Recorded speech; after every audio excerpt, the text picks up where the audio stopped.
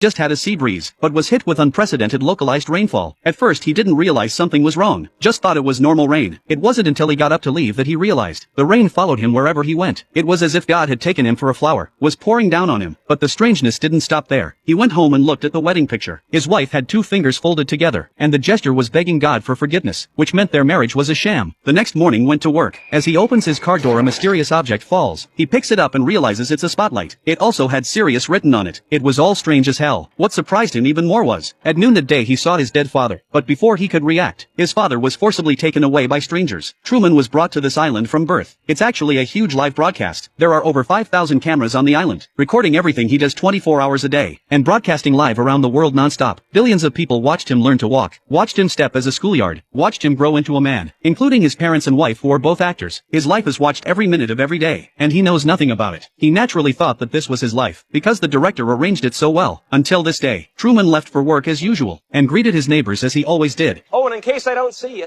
good afternoon, good evening, and good night.